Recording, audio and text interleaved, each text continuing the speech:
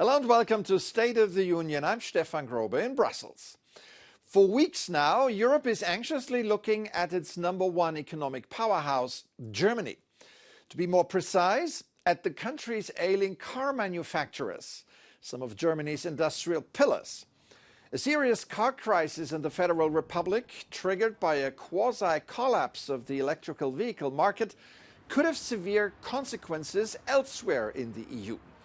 Threats of historic job cuts, plant closures at Volkswagen and plunging earnings at Mercedes-Benz and BMW prompted emergency talks at Berlin's economy ministry this week. But given strained federal finances and fights with China over tariffs, the government's toolbox is rather empty. Nonetheless, the economy minister expressed his willingness to help, but excluded quick fixes. Alle haben gesagt, Planbarkeit ist das Wichtigste, und zwar langfristige Planbarkeit, keine Strohfeuer, weil sie nur den Effekt haben, dass kurzfristig der Markt noch einmal hochgepumpt wird und danach möglicherweise wieder zusammensackt. Germany is in the uncomfortable position today to be forced to reorient its entire manufacturing sector that depended on cheap Russian energy. I can already hear Ukraine's President Zelenskyy shouting, "I told you so." Zelenskyy was at the United Nations this week to drum up support for what he called his victory plan. He also reacted to pleas from the European far left and far right to negotiate with Russia. We know some in the world want to talk to Putin. We know it, to meet, to talk, to speak. But what could they possibly hear from him? That he's upset because we are exercising our right to defend our people, or that he wants to keep the war and terror going just so no one thinks he was wrong. How the Ukrainian economy keeps suffering from the war was detailed this week by the latest outlook from the European Bank for Reconstruction and Development. The EBRD covers not only Ukraine, but large parts of Eastern Europe and Central Asia. The bank's findings are an important bellwether for the global economy. Joining me now is Beata Jaworczyk, the chief economist of the EBRD. Welcome to the program. Thank you. So, your latest regional economic prospects report is called Along the Adjustment Path. That sounds like a friendly way of saying it's disappointing. What do the economies you invest in need to adjust to? Well, the situation in Europe remains quite challenging. We continue to have very high prices of energy. Particularly, the price of natural gas is 5 times as high as in the US. The demand for exports, particularly from Germany, is muted, given the difficult situation of the German economy. And finally, the costs of borrowing continue to be high.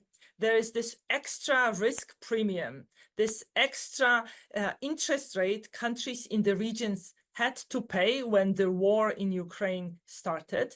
And this risk premium continues to be there.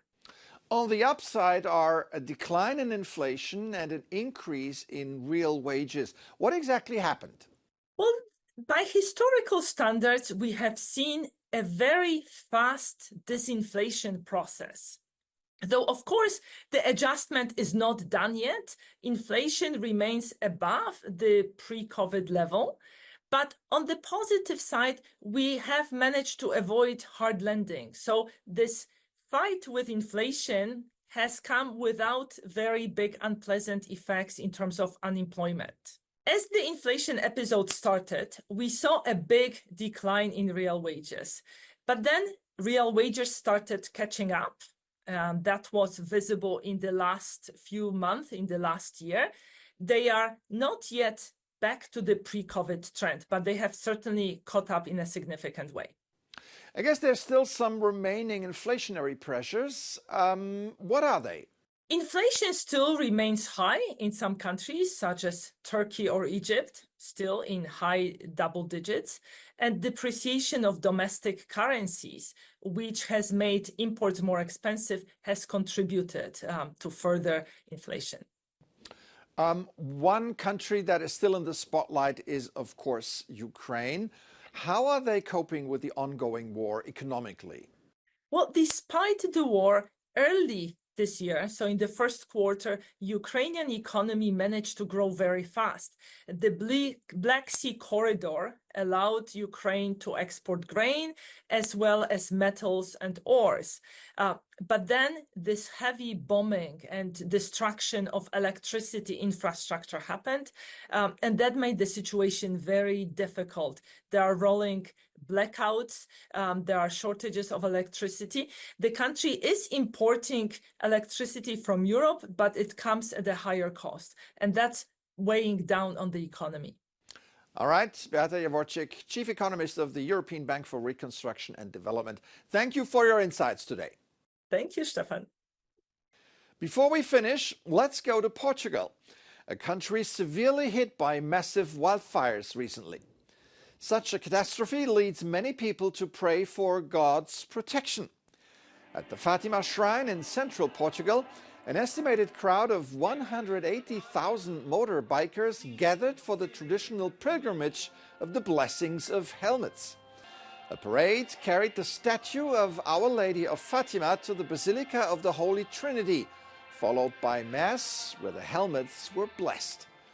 The annual pilgrimage is organized by various motorcycle groups from around Europe. They come to the famous pilgrimage sites to ask for the Lord's protection for their trips, as a church official explained. According to national statistics, 124 people died in almost 9,000 motorcycle accidents in Portugal last year. If God can help bring these numbers down, let's give it a try. That's it for this edition. I'm Stefan Gробе. Thank you for watching. Have an excellent week.